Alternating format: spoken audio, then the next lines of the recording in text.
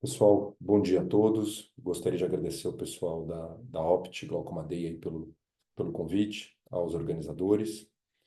Eu vou falar um pouquinho sobre quando, né, e por que focar na mácula no paciente com glaucoma. Então, por que que é importante examinar a mácula no paciente com glaucoma?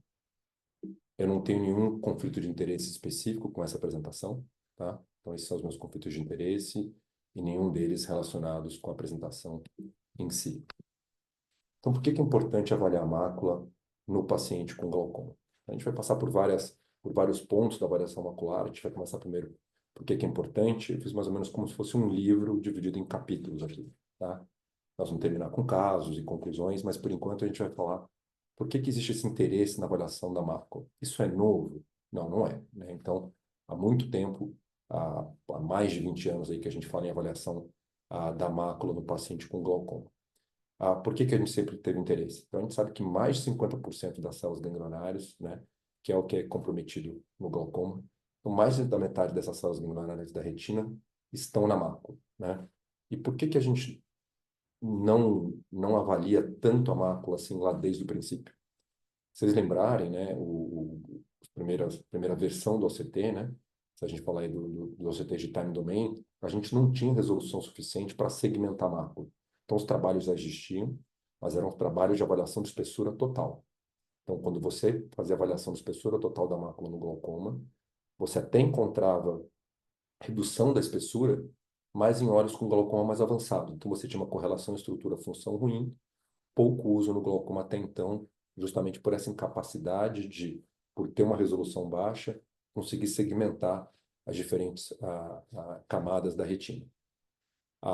Com a evolução do OCT, então os novos OCTs, aí que já tem aí de 2007, 2008, ou seja, estamos falando de 15 anos para cá, aí sim você conseguiu segmentar toda a retina, né? Então teve um ganho super importante para o pessoal que faz retina, mas para a gente no glaucoma também. Aí você passa a segmentar e vai focar nas camadas de interesse, você vai focar na camada de filas nervosas, vai focar na camada de células ganglionares, na plexiforme interna, né? Então, você praticamente exclui 70% da espessura da retina, que não é comprometida no glaucoma, e fica só com a retina interna, onde realmente existe comprometimento pela doença. Aí tudo começa a mudar, né? Então, você tem melhor reprodutibilidade, né? Então, você diminui a variabilidade teste-reteste, começa a ter melhor acurácia quando comparado com os estudos comparando com a avaliação de espessura total, aí você abandona totalmente a avaliação de espessura total no glaucoma, e aí cada aparelho, cada marca de OCT, de diferentes modos, né, considerando diferentes camadas da retina, começa a fazer a sua avaliação segmentada da mácula. A gente, então, com esse tipo de avaliação, já começa a avaliar, ou começa a encontrar alterações na mácula em glaucomas iniciais, diferente do que a gente tinha na espessura total. A gente tem melhora da correlação entre estrutura e função, ou seja, essas alterações na mácula começam a conversar melhor com o campo visual, e principalmente uma melhor correlação em estrutura e estrutura, ou seja, o que você encontra na mácula começa a bater com o que você encontra na camada de fibras nervosas, na avaliação convencional do OCT, na camada de fibras nervosas peripapilar. O que que a gente tem de achados de interesse na avaliação macular, né? Então, eu separei algumas coisas que eu acho interessante. Primeira coisa, quando você fala em alteração macular no OCT, você está pensando em comprometimento do campo visual central. Quando você fala em comprometimento do campo visual central, a gente fala em relação direta com a qualidade de vida no paciente com glaucoma. Então, tem diferentes métodos, né, ou questionários para você avaliar a qualidade de vida. Hoje você consegue avaliar a mobilidade, você consegue avaliar a velocidade de leitura, você consegue avaliar resposta na direção com o simulador. E tudo isso tem muita relação com o campo visual central, que do ponto de vista estrutural tem correlação com os achados na mácula, no glaucoma. Então tem mais correlação com o que acontece com o nosso paciente no dia a dia, com as queixas do nosso paciente no dia a dia. Esse comprometimento da mácula tem relação direta com alteração de campo no 10.2, alteração central no campo visual, não identificada até então pelo campo visual 24.2. E esses defeitos centrais não identificados pelo 24.2 e que o 10.2 pega, tem correlação direta quando você faz o campo visual central binocular com a perda de qualidade de vida do nosso paciente, ou seja, mácula central alterada, ou seja, mácula alterada, campo visual central alterado. Se você faz o 24.2, isso pode passar batido e já está tendo perda no 10.2, que implica em perda na qualidade de vida do paciente, e é isso que os trabalhos vêm mostrando ao longo desses últimos anos. A repercussão do OCT macular no campo visual central, ou seja, a partir do momento que eu entendo que no glaucoma já existe alteração na mácula, inclusive nas fases mais iniciais da doença, eu mudo a minha linha de investigação, tanto do ponto de vista das pesquisas, quanto do que a gente faz clinicamente no consultório. Então passa a ter uma maior investigação da função central, a gente começa a fazer não só o 24/2, mas o 10/2, que a gente fazia sempre, quando eu aprendi na residência, a gente fazia o 10/2 naqueles pacientes com campo visual tubular, né? O que tinha um claro comprometimento da região central pelo 24/2. Aqui não. A gente já começa a fazer um pouco mais cedo, meio que guiado pelas alterações estruturais que a gente encontra no CT. Novamente, vários trabalhos mostrando que em pacientes que você achava que eram pré-perimétrico, porque o 24/2 estava normal, ou você subestimava o comprometimento funcional pelo 24/2, o 10/2, em certos casos, já mostrando alteração que o 24/2 não pegava. Então, a gente faz um diagnóstico perimétrico mais precoce, pensando em avaliação de progressão ao longo do tempo, seja pelo ACT macular, seja pelo campo visual 10/2, ou pela microperimetria, a gente focando mais no centro, né? Seja estruturalmente, seja do ponto de vista funcional, você pode também, em alguns olhos, antecipar a documentação de progressão em relação à avaliação convencional.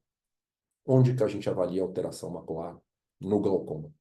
Então, a gente já sabe que muito do que você vê acontecendo ali no OCT macular, né, na verdade, aquilo corresponde da mesma proporção ao que vem acontecendo nas células ganglionares na retina como um todo, ou seja, é um olho como um todo doente do ponto de vista do glaucoma, né? Não é só naquele comprometimento. Mas a região mais frequentemente comprometida no glaucoma é essa zona de maior vulnerabilidade da mácula, que o pessoal da Columbia, lá em Nova York, descreveu alguns anos atrás. E é o que a gente vê nitidamente no consultório, né? Se você lembrar dos últimos 10 pacientes que você avaliou e que tinham perda na região macular, a grande maioria tinha perda nessa região temporal inferior. Então é aquela região ali meio de, vamos dizer assim, na retinografia de Reut, né? Aquela perda de brilho da camada de fibras na retinografia, que equivale normalmente ao afinamento da rima neural na região temporal inferior, e que se você for para a mácula, ele se estende a mácula mais ou menos próximo da região parafoveal, passando ali na região temporal inferior. Aí uma série de estudos desse grupo e de outros grupos mostrando a correspondência de estrutura e função, né? De novo, se você fizer o 24/2, você subestima muito da perda funcional. Já com 10/2, você melhora muito a correlação entre estrutura e função, ou seja, o que você vê na anatomia é o que está acontecendo no campo visual.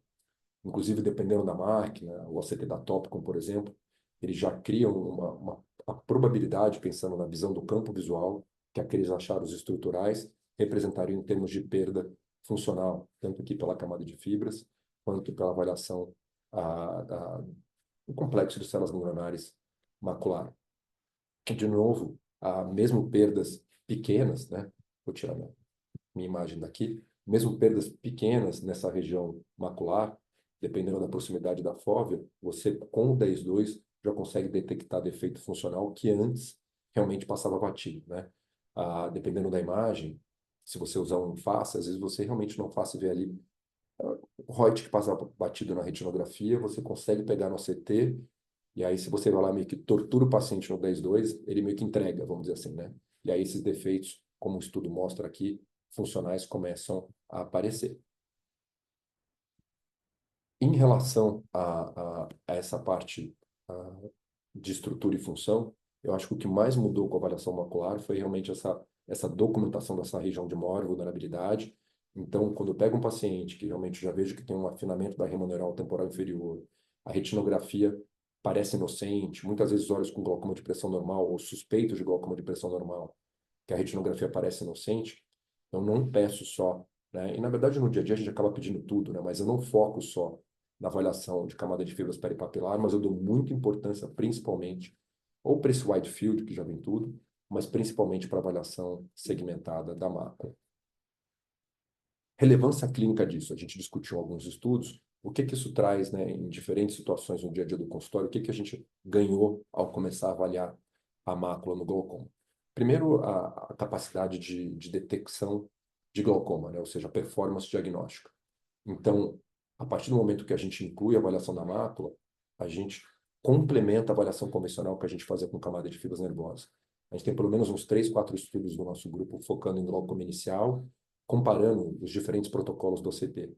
Nesse estudo específico, no glaucoma inicial, eram olhos com MD melhor que -3, a avaliação da mácula teve até uma melhor capacidade que a avaliação convencional peripapilar para detecção de glaucoma nessa população, sendo que as duas foram complementares, ou seja, na hora que você pega os pacientes que a mácula pegou, os pacientes que a camada de fibras pegou, não são necessariamente os mesmos, né? Então você consegue uma avaliação complementar, por isso que a gente sugere usar sempre os dois protocolos. Nesse estudo específico, em olhos com disco maiores, né? Esses pacientes com os nossos controles tinham escavação grande fisiológica, aí já não teve diferença, de novo, eles foram complementares, mas a performance foi muito parecida para separar olhos com e sem glaucoma. Pensando no uso do OCT macular e no campo visual central para segmento e estadiamento do glaucoma, também é bem importante, né? Então, vamos pegar esse caso clássico aqui. Essa região que a gente comentou que é a mais frequentemente acometida, essa zona de maior vulnerabilidade macular, comprometimento na camada de fibras que bate completamente com o comprometimento macular nesse paciente. Como é que você vai seguir esse paciente? Você vai ficar só com 24/2, por exemplo? Você vai ficar olhando para a camada de fibras nervosas peripapilar no paciente que tem um comprometimento tão grande da região macular? Não vai, né? Então, nesses casos, a gente pode até usar o 24/2, mas a gente sempre pede o 10/2, por quê?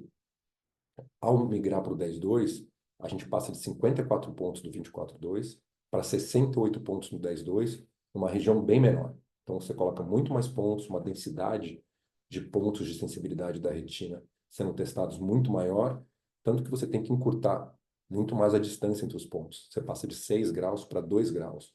Então, a chance de você comer bola num defeito funcional, né? Ou você vai acabar, de certo modo, detectando mais precocemente, tanto para diagnóstico quanto para progressão ao longo do tempo. Por isso, a gente incorpora o 10/2 no segmento desses pacientes. Em relação à documentação de severidade da doença, né, o estadiamento, por exemplo, um paciente desse que tem um nítido comprometimento estrutural pelo OCT, como vocês podem ver na imagem em face, e que no 24/2 esboça um defeito pequeno, quando você passa para o 10/2, é um defeito muito mais significativo. Lembrar quando a gente fala em estadiamento de glaucoma, não é só pelo MD, como a gente costuma fazer em trabalho ali, né? Até -6, -6 a -12, pior que -12, né? Se você já tiver algum ponto zerado nos 5 graus centrais, independente do MD, esse paciente já passa a ser um paciente com glaucoma avançado. Glaucoma e miopia, né? Então, é muito difícil avaliar esses pacientes, tanto pela retinografia, campo visual não é fácil, né? E no OCT, realmente, a avaliação convencional peripapilar muitas vezes é comprometida nesses pacientes automíopes. O GCC vem para ajudar, né? Então, a gente tem trabalho mostrando que ele sofre menos influência dos erros refracionais nesses pacientes automíopes e seria um parâmetro melhor para você, tanto para detecção de doença, separar olhos com e sem glaucoma, quanto para segmento desses pacientes míopes. Mesma coisa no glaucoma avançado, né? Então, a gente sabe que no glaucoma avançado, a avaliação convencional peripapilar ajuda pouco. À medida que a gente incorpora a avaliação macular, o floor effect dessa avaliação macular parece ser mais tardio. Então, você tem piora do campo, a camada de fibras não muda, a avaliação macular, o GCC macular, esse protocolo de mácula, ele segue perdendo espessura ao longo do tempo, acompanhando o campo. De novo, é um floor effect mais tardio, né? Outro trabalho na mesma linha mostrando que você, em pacientes com glaucoma avançado, você tem uma maior documentação de progressão pela avaliação macular do que para a avaliação convencional da camada de fibras nervosas peripapilar. 2 casos real life para a gente terminar. Primeiro, em relação à estrutura e função em glaucoma. Então, essa aqui é uma paciente com glaucoma de pressão normal, 58 anos, tá? Pressão de 14, córnea um pouco mais para espessa, nítido defeito aqui temporal inferior na retinografia, inclusive com hemorragia, a gente pode ver isso no head free. No olho esquerdo, também um defeito temporal inferior, mais fácil de ver no head free, inclusive com uma hemorragia de disco em reabsorção. Campo visual do olho direito, praticamente normal, 24/2. O olho esquerdo já esboçando um defeito paracentral, mas praticamente um ponto ali de perda paracentral.